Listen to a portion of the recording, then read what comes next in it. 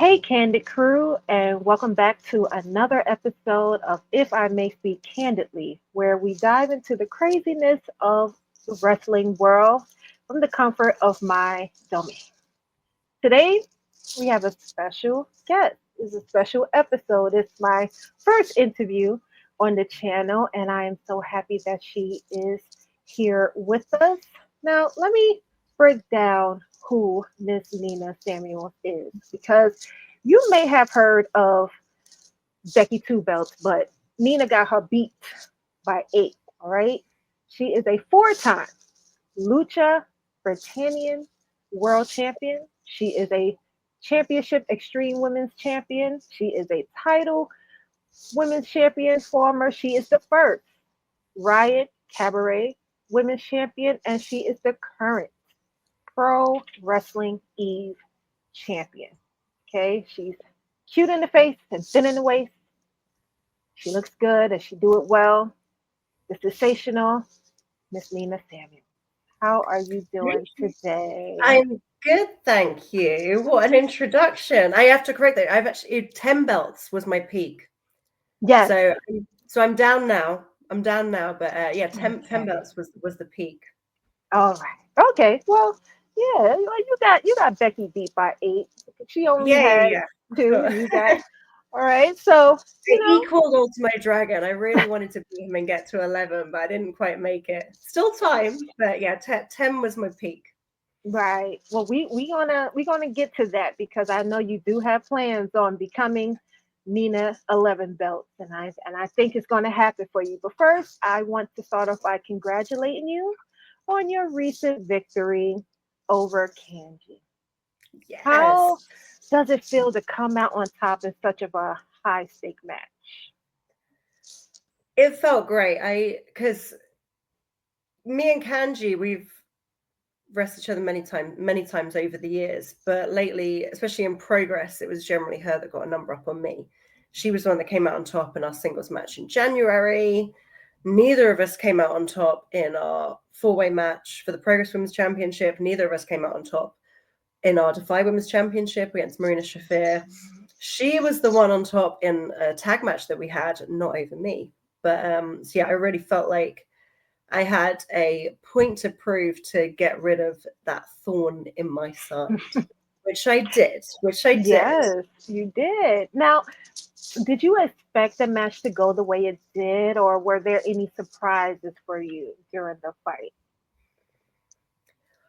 I don't want to say I expected to win. Like I know my abilities, I know what I can do, but I am very, very aware of Kanji's capabilities and what Kanji can Right. do. So I don't want to say I expected the win. I was confident knowing that I could get the win, Yeah. but I knew it would be challenging, which is why I had a trick in my back pocket that I thought would work to get the win, and it did. Yes. Now we're going to get to that. We are definitely going to get to that because me and you, we have spoken before on another podcast, and you mentioned the ongoing strife that you have with Kanji, and you expressed that you felt she owed you for her career. Can you elaborate on that sentiment for the listeners? And how did it influence your mindset going into your latest match with her? Yeah, so I think the London scene is where a lot of the biggest promotions are in British wrestling. And Kanji got her first big break on that London scene wrestling me, which was Right. on a show for Pro Wrestling Eve called Shevolution. So a sort of like their developmental brand, if you will. Um, so she wrestled me on that show, obviously rubbing shoulders with me, looked $1 million. Right. That then got her seen by someone else who booked wanted to see that match again, brought her back to London again Mhm. for another show, which again, rubbing shoulders with me, she looked a million Mhm. bucks. Um, and then everything was going up for her from then. Right. And I think her people talk about like these big famous rivalries that she has, like her rivalry with Charlie Evans is one of her most famous ones. Okay. from Resurgence, their epic battles. Her and Giselle Shaw had a great feud over the Progress Women's Championship years ago when she won it for the first time. But it's just like, and she always praises those women as well. She always praises them, but it was just like my name was always left out of her mouth. And as I say, our paths hadn't crossed in Progress before because she wasn't in Progress yet when I was there. And Right. then when she was in Progress, I was away in NXT UK. So for me, it felt like such a natural fit that when I returned to Progress, the stars aligned for us to come back as two very different wrestlers that we were at that time and that we are still now. And it didn't happen. She was concerned with other things. She was champion at the time. She knew it was announced I was going to be arriving Progress. I didn't have an opponent announced. So to me, it was the perfect opportunity Right. for her to lay out the challenge to me. But she didn't. And then she lost the title like the next show. So yeah, I just think it was denying the people of that story at the time. And Right. then, we just had to kind of remind her that I exist, which is crazy to me because I'm like, do you not remember everything that I did for you? I'm sure she would have. I'm not saying she wouldn't have got to where she is now without Right. me. She's very talented, but I definitely played a A part role. in those Yeah. early stages, and I felt like that should have been repaid immediately with that title shot. And now she doesn't have that title shot to offer me, and instead she's only sabotaging my attempts to get to it, which is why I had to get her out of the way, because I'm not in Progress just to have fights with silly little girls like her. Right. I'm in Progress for the women's championship, and it seems like anytime she's around, that's affecting my chances. So I had Right. to get. Now, listen, I wasn't aware of the feud that you two had when we had first spoke, but I had to do my own deep diving. And I had to watch a lot of your fights, and I realized, I said Nina's right. Like Nina, she definitely brought, like you said, a light, attraction, attention to Yep. Kanji, and she never really repaid you for that. And we both know that a feud wouldn't be memorable without a smidgen of controversy. And controversy has been the word to describe your win against Kanji. Now, I'll admit, when I saw what you did, I chuckled. I thought it was funny because you really had me. You had me fooled. I really thought there was something wrong with your arm. And I love a dirty win from time to time. It keeps things spicy. But this isn't about what I think, it's about how you felt about performing this work. And do you feel it was justified? I mean, I got the win, so of course it was justified. But hey, like, I'm a classically trained actress, that's not Yeah. just part of the character. So, I can channel these things that I've learned, these skills. And let's bear in mind, when I actually dislocated my shoulder, it really wasn't that long ago. Like at the time of the match with Kanji, it was less than 6 weeks prior. Right. So that memory of how it feels to dislocate your shoulder was super, super fresh. So it was fairly easy for me to pull upon that. Even the referee was the same referee that was in the match that I dislocated my shoulder on. So I knew I could tug on his heartstrings as Yeah, well, because he you had did. been in the ring with me when it actually happened. Mm-hmm. So I knew that everything just aligned so perfectly. And on top of that, Kanji's history with her injuries. So Kanji's had a very well documented history with her arm, breaking her arm, having surgery, coming back, breaking it again. And, she even wears that giant pad on her Mm-hmm. arm, right? Literally just a target constantly. Right. So I knew that even despite how much animosity there was between the two of us, Mm-hmm. I knew that that was a weakness for her because I knew that she could sympathize. Right. So I knew that I could use that to make her forget briefly all of that animosity and drop her guard down. Right. And it And it worked. worked. It It did. definitely worked. But Nina, following this win, which, like I said, I love a dirty win, you subsequently attacked Kenji, and she suffered a real arm injury. Now, we listen and don't judge. However, I'm curious to know, how do you feel about Kanji being shelved? And do you feel any responsibility for the repercussions of the match? Well, I feel total responsibility. It was all me. I did that. I did that. I I'm a problem solver. Mm-hmm. You know, I had a problem and I removed that problem. No pun intended, given our recent fight with Marina Shafir. But Right, Kanji, Marina Shafir may be the problem, but Kanji was my problem, right, and I needed to get rid of that problem. As I say, the amount of times where a championship was supposed to come to me and it didn't because of her. Like I mm-hmm. say, like I at the time of our Defy Women's Championship match with Marina Shafir, I was Nina 10 belts. And if I won that Defy Women's Championship, I would have been Nina 11 belts. Officially a world record holder. Not a world record equaler, a world record holder. Right, Um, and she tapped out. She tapped out to Marina Shafir. So I didn't have that opportunity to win that championship because of her. If she didn't tap out at that point, the match would have kept going. I would have got on top. I mean, I hit Marina Shafir with my finisher, right, and Kanji got in the way of that as well. So, you know, there's a clear pattern here.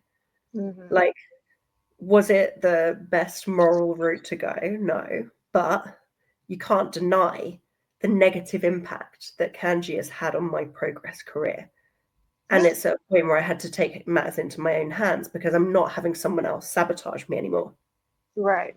Now it's clear that you still have very complicated feelings for her. Do you think this injury will lead up to Kanji looking for revenge? And are you prepared for that? I'll be honest, at that time, I wasn't thinking about her comeback. I was thinking about what I was going to do in that moment. Mm-hmm. I knew that arm was a weakness for her, and I knew how long it had put her in the shelf ever since. So I was hoping that that would happen again. Unfortunately, I've seen she's still been back doing matches elsewhere, so it didn't do the damage that I needed it to do. But I'd like to think that it's at least sent a message to her for Right. what's going to happen if she dares to show up at Progress. Mm. You know, I'm not having her step in my way anymore. So I'm sure she inevitably will come back at some point. But by the time she comes back, I'm going to be Progress Women's Champion. Yeah. I Amen. just am. Like she's out of my way now. Yeah. So I don't see what else is in my way. Like the last time me and Rio faced one-on-one in a Progress ring, I did hit her with my finisher. Mm-hmm. She was down for the 3, but unfortunately she managed to get her foot in the way of the referee's head at the same time. So the referee was down. So I know I can beat her. And you know, she's creeping in on Ginny's record now, which she likes saying that to my face because she knows that I'm friends with Ginny. So Mm-hmm. I feel like me and Ginny had a complicated history in Progress, but I'm like, well, if you're gonna go for my friends, Right. then I'm gonna have to come for you. I mean, regardless, she still had more successful Progress Women's Championship defenses than any other champion in history. Absolutely. So I'm not going to take that away from her. But even though not in a progress ring, I have beaten Rio before. So I just need to channel everything that I did to do that before. Right. And make sure that Kanji is not in my way. And then that championship's going to be mine. Right. Okay. Now, let's take a step from talking about Kanji because now I want to focus on you as a wrestler. And it's clear that your journey in wrestling has been filled with intense emotions and pivotal moments, Mm-hmm. especially with your recent match. Now, let's take a step back and explore how you got to this point in your career and became Nina Tenbo. What inspired you to pursue a career in professional wrestling, and how did you get started in this industry? So the short answer is I had a quarter life crisis. I was just turned 25 when I decided to make the switch. I was a professional dancer, singer, actress before that. And the industry has struggles that come along with that. And since dancing was my main job, a lot of dancing is about, like, it's certainly in the contracts that I was in, needing to fit in and fit Right, in with a lineup. Um, I was quite full figured for a dancer, so it was a constant struggle to try and keep my body like a dancer. I wouldn't go anywhere near a weight because, I think back then there was still a lot of the mindset of, it's not like now where it's very much celebrated being more curvaceous, being right. stronger, lifting weights. It was Hmm. less so with that about that 10 years ago. So there was a lot of resisting sort of the way that my body naturally wanted to be. And even in terms of performance style, you have to sort of tone down certain elements of yourself to fit in with a Right, lineup. And I got to a point where I was just sort of tired of it, really, and constantly fighting my body. And I was watching WWE on TV anyway because I already did. I was a fan. hmm, And it was the Bella Twins that I saw. It was when the Bella Twins and Eva Marie had aligned together.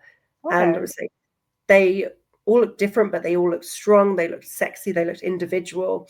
And I looked and I was like, I feel like that's more how my body wants to be that I'm trying right, to fight against. So initially it just came out of a wild decision like that. I was like, well, that's it. I'm going to work for the WWE instead. That's going to be my new job.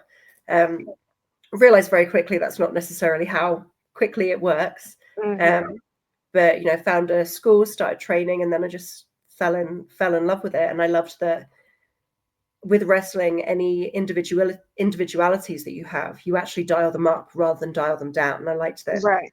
I could carve out my own persona, particular styles of movements that I had, particular facial expressions, performance styles. I could actually dial them up rather than dial them down. Okay. And were there any specific moments or experiences that made you really sit and say to yourself, like, wow, I made it. Like I'm who I want to be. Well, funnily enough, my first appearance for WWE was actually, I think, 3 months after I went to my first training session, and I hadn't even had a match yet at that point. But I knew someone who knew someone, and got an offer to be a Rosebud. So that was a very surreal experience, being so early into my Yeah. career and being backstage in that environment. And things were a bit different back then as well, whereas now extras are kept quite separate. Hmm. Then we were very integrated in with the other talent. So just casually, like, Mark Henry ended up being like my best friend for the day. We got on really well. So even when I was over at WrestleCon recently, it was really nice to see him and chat to him after all this time. So it was just a very surreal experience. And then the next day, I went to a waitressing job. So I was like, I was in front of 17,000 people last night, and now I'm back on public transport in my waitressing uniform. So that was a very surreal moment, but I think it helped having that taste of it very early Right. and seeing everyone backstage, seeing that environment just sort of reaffirmed that that was absolutely what I wanted to do. When I had my first match, I think 1 month after that.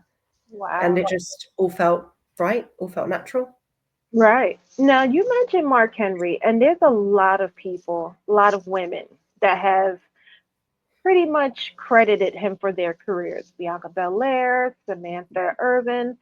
Um, so, with that being said, who were some of your biggest influences or role models when when you first started out, and how did they, if they did, shape your wrestling style?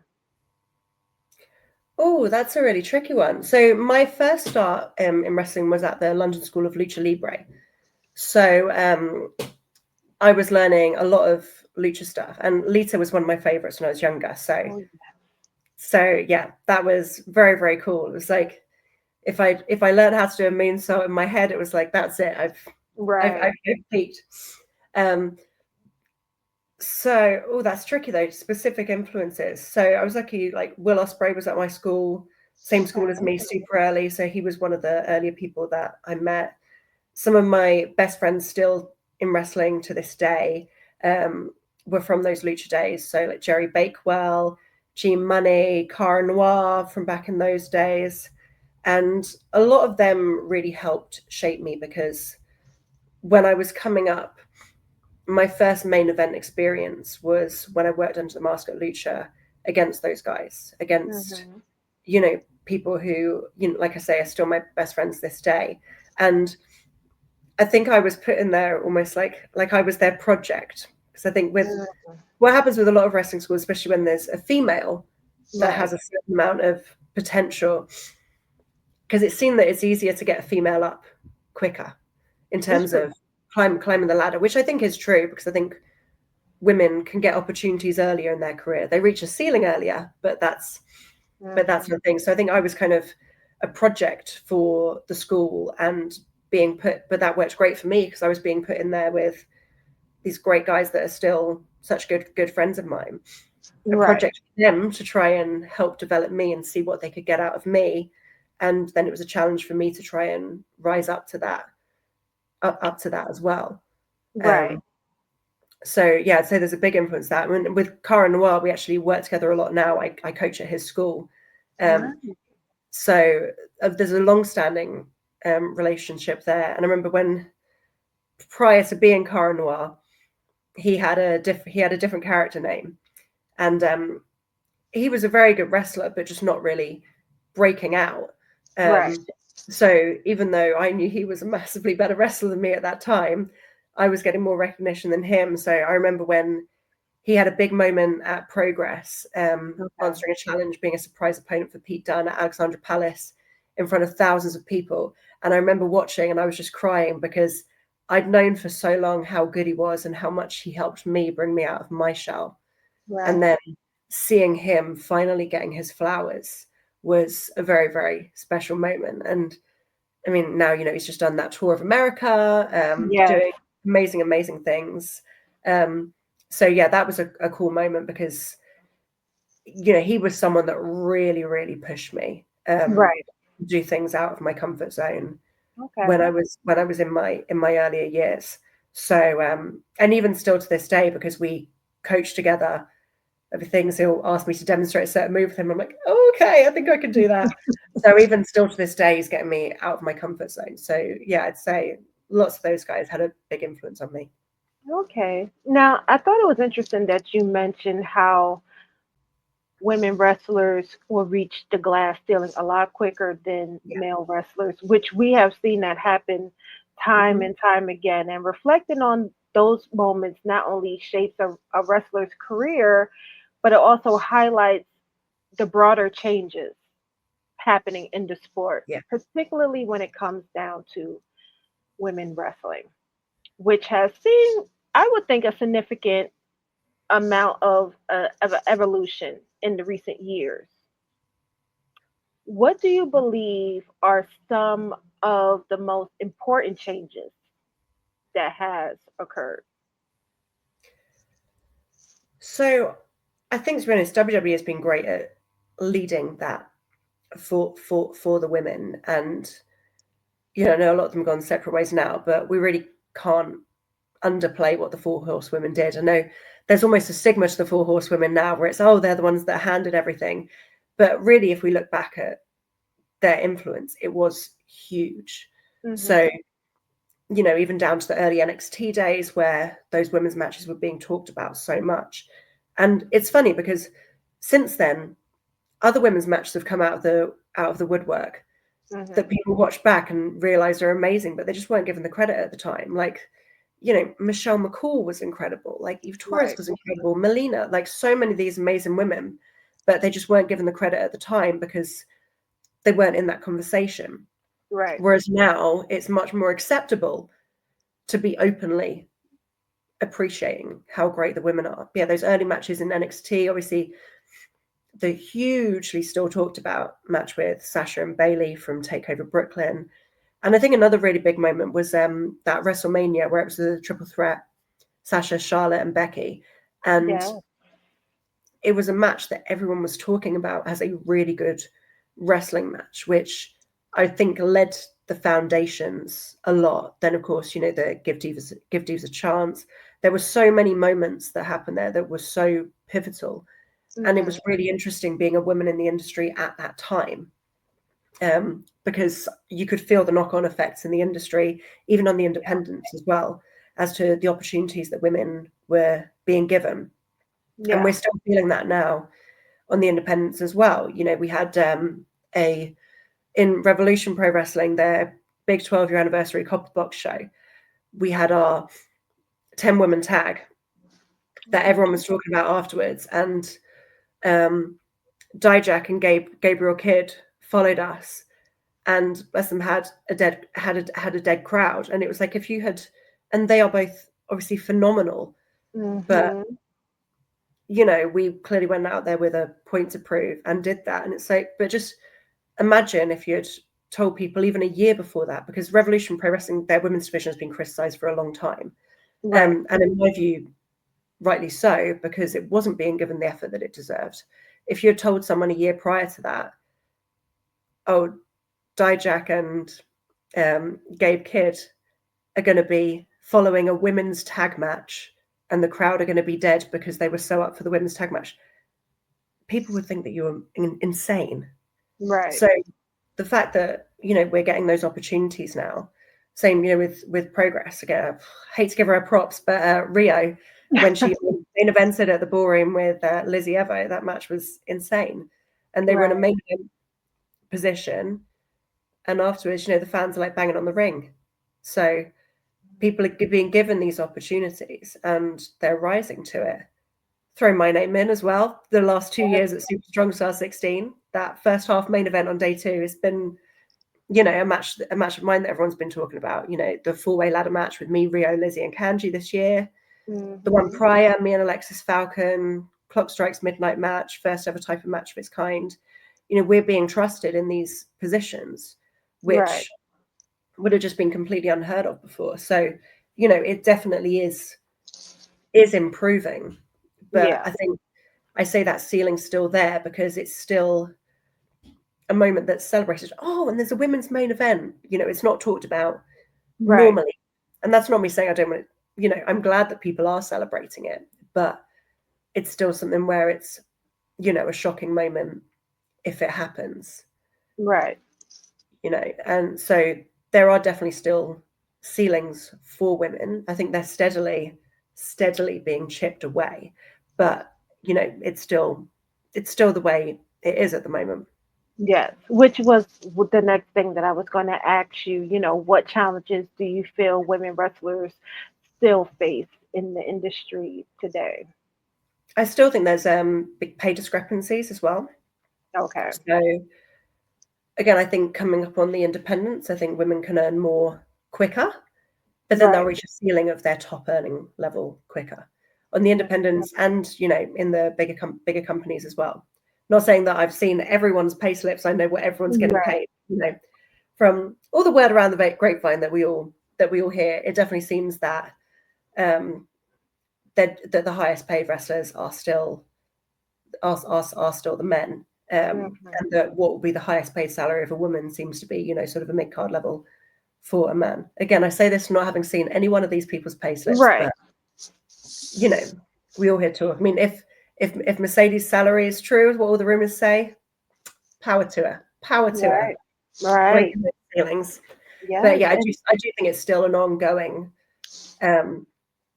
issue, but it's not going to happen overnight. All these changes that have happened so far haven't happened overnight, but I just hope that the changes and the progression in the industry for women stopped, and that they right. are still going to keep getting pushed.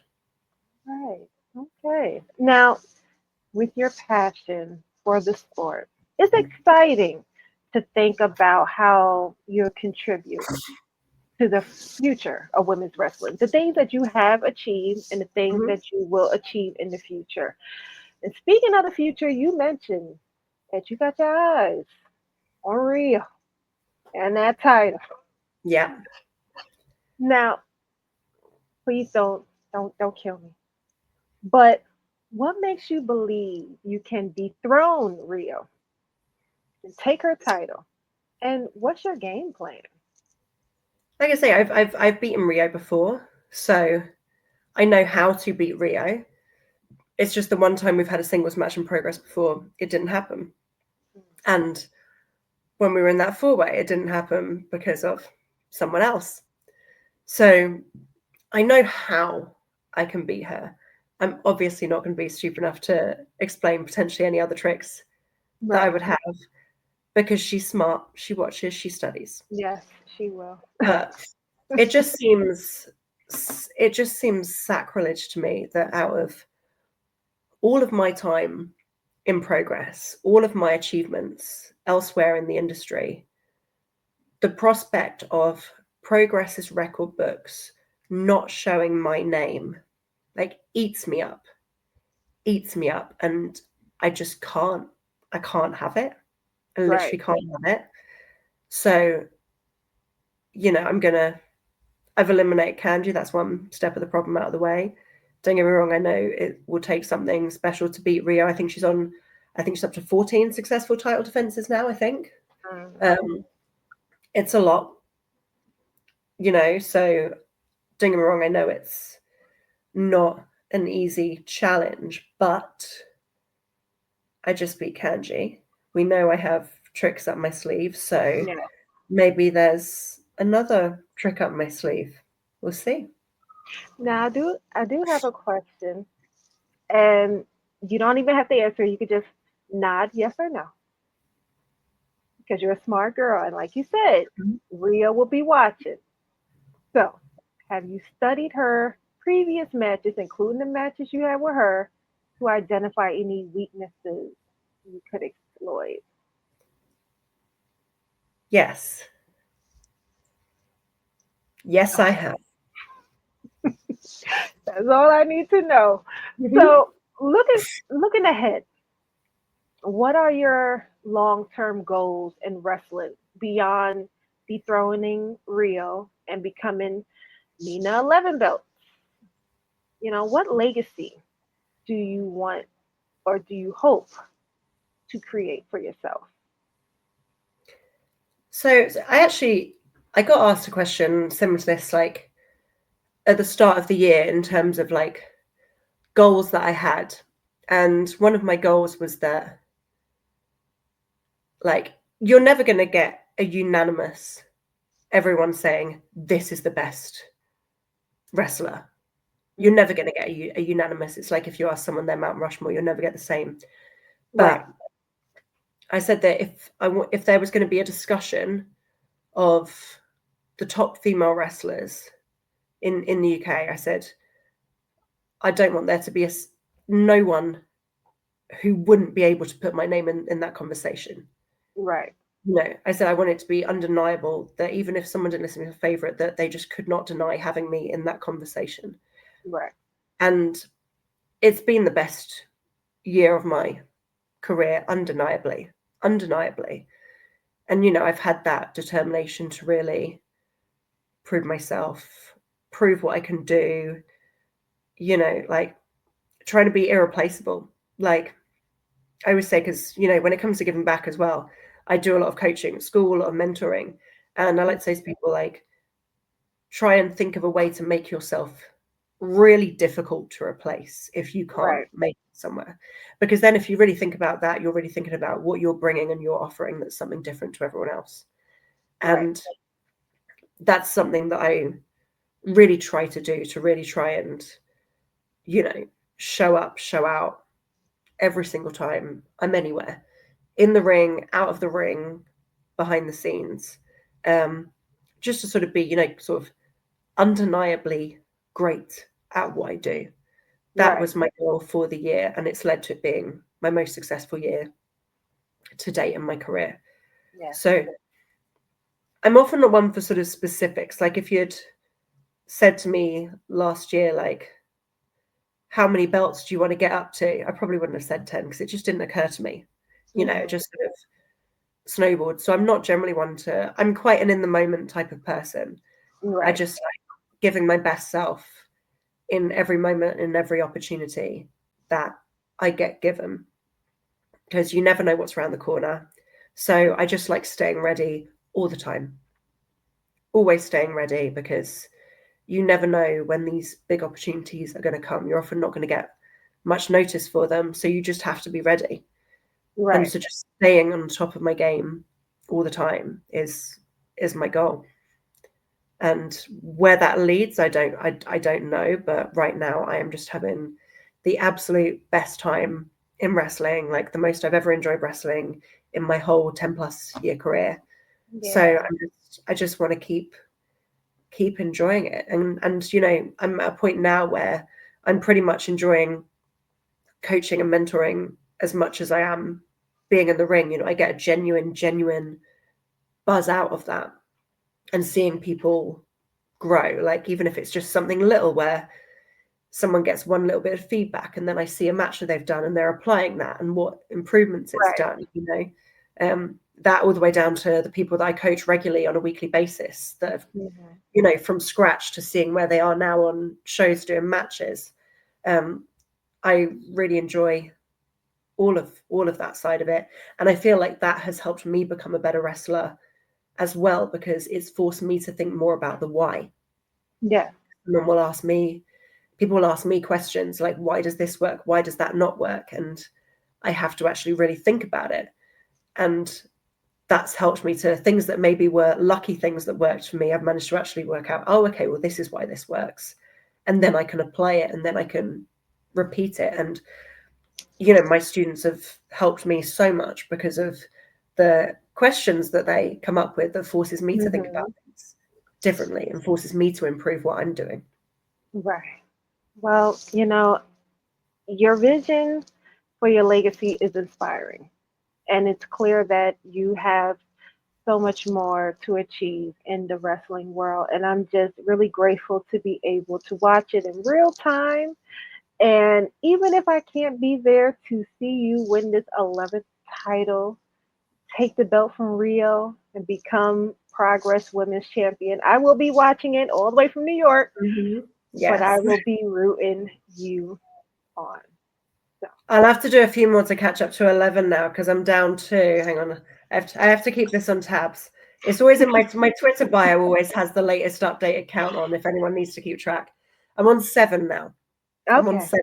So I need to do some catching up to get back to 11. But we're yeah, going to do it. progress is a big one.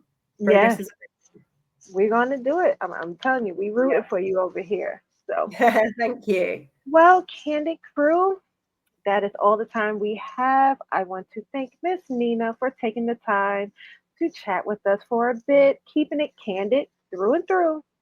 She's been real candid, y'all, and honoring us as our first interview on the channel. So thank you again for that. And also, I want to thank for all of those who have tuned in. I really hope you guys leave with a whole new level of appreciation for the women who are kicking ass in the ring and stepping up as trailblazers in the world of wrestling, like Nina.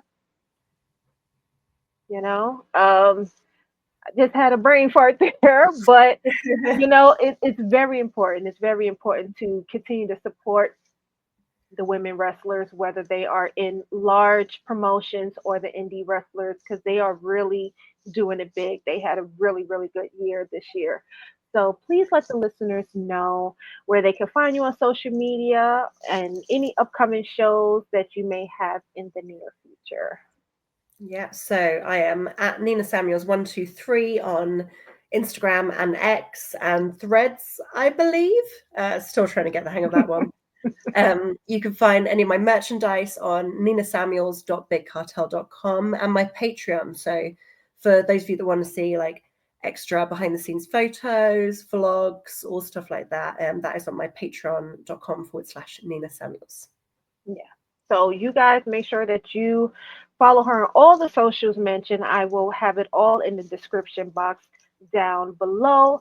And if you can attend any of her shows, any of her matches, please go out and support her and all of the beautifully talented women wrestlers in the indies and the major circus because women really do run the world.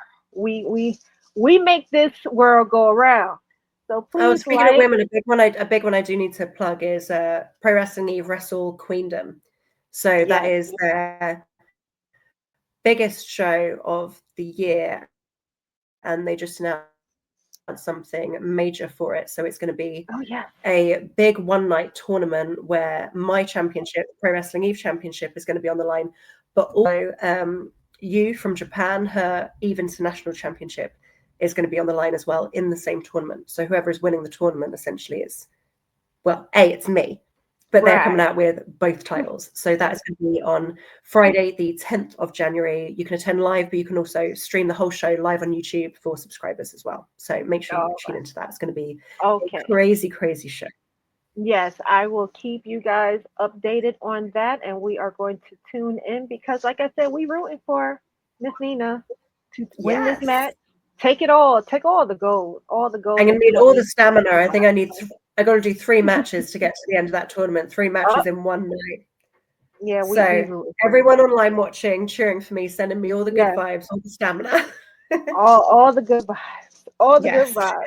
So please, guys, like, share, comment, and power drive that subscribe button, please.